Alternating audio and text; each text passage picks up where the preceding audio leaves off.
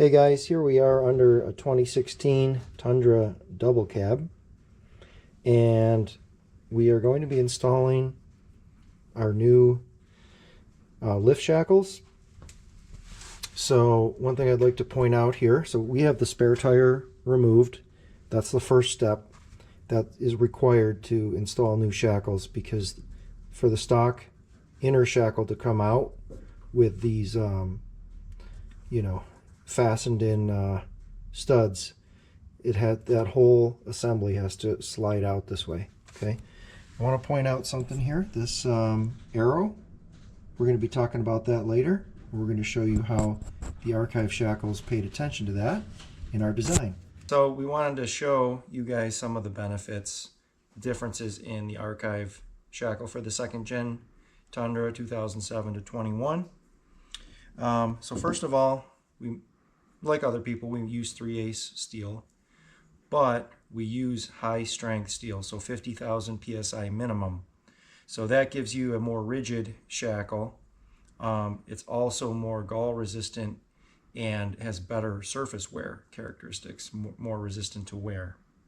Now I want to show you up close here that the factory shackle is not symmetrical. In fact, there is an arrow here which points up, and that's the way it's supposed to be installed. So it has a longer leg on it. So we're going to switch the camera and show it down here. So we paid attention to that, and you can see on the archive shackle we have the bend in as the upper. So, but because the archive shackle is longer, we were able to make it symmetrical. So you don't have to worry when you're installing the archive one like you do the stock. And you can see that you get more clearance this way. So here's if you were to invert the stock one, see the bend is here versus here, so you get more clearance there. So those are some of the features that make the archive a superior value. Next, we want to show you how to check your lift height. Okay, so this is the archive method here. We put the tape measure right on top of the axle tube. Okay, and then we measure straight up to the bottom of the frame rail. Here you go. So this one here, now this has a 1-inch block in it, and that is 10 inches right now. Okay, so that does include how this truck has a fiberglass shell on the bed, but other than that, she is stock. So the 1-inch block and a little bit of weight up there. All right, so we got 10 inches. Make sure that your front wheels are chalked so that the vehicle cannot move, since you're lifting the rear axle, and your parking brake and your, and the fact that it's in park as well will no longer be holding the vehicle in place. So you want to make sure that the wheels are chalked and you're supporting the frame with the jack stands. Okay, so once got the vehicle up on stands, you want to take the lower bolt out, the shock bolt, and that is a 17mm socket, and you'll get a 17mm box end, so up against like the backing plate over here. All right, so you can see how that lets the axle droop out. If you do have longer shocks, you may not need to do this, but for a stock length, expect to do that.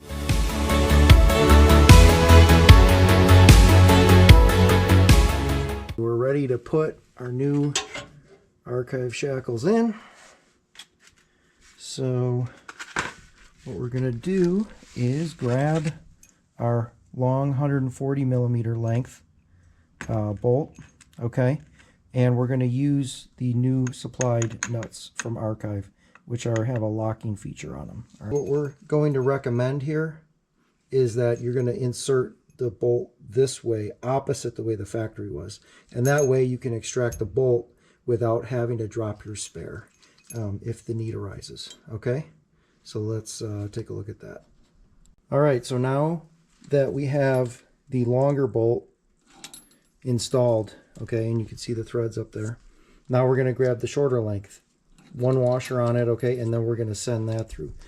Now when you don't have pressure on the leaf pack, you can just pull it down with your hand and make adjustment that way to allow the bolt to slip through. Okay?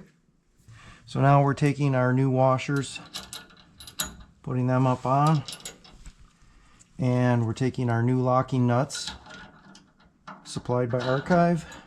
Okay? All right. So then we're going to go ahead, we're going to tighten these down and torque to factory spec. Hey guys, here's a note, okay? When you go to torque the upper bolt down, you can do that immediately without having the suspension all flattened out, okay? That's different for the rear leaf spring eye with a stock bolt bushing, or if you have aftermarket leaves with a rubber bushing inside, okay? Those you would want to torque with full weight on the vehicle so that it's not wrenching the bushing around. If you have a poly bushing in the rear leaf spring eye, then you can torque at any time. All right? Okay, so here we are. We're wrapped up.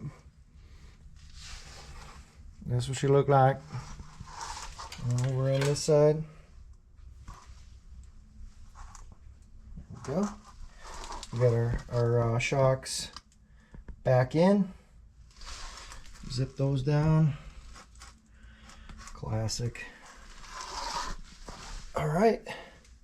And we want to roll it back and forth a little bit to get our lift height, but preliminary numbers looks like it's right at 3/4 inch of lift. So, all right, we're going to take it for a test drive now.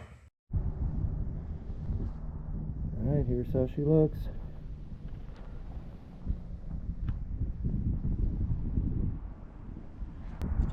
All right, so here we go. So on the top of the axle housing to the bottom of the frame there, 10 3/4.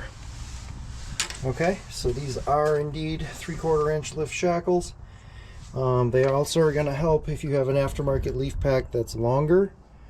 As the, this moves backward, then it'll bring the angle out, and that also helps you get clearance to different stuff here. All right, thanks for watching, guys. So,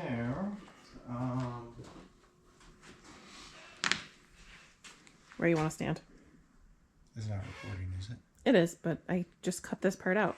No, do not make a blooper me. Make a blooper video? Okay, I won't.